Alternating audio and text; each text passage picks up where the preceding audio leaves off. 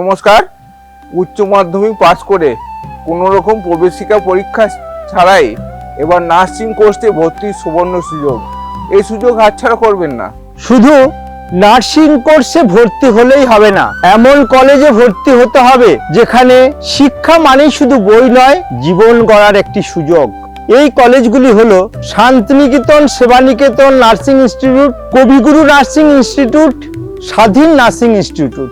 এগুলি হচ্ছে বীরভূমের গর্ব। আসুন, ভর্তি হন।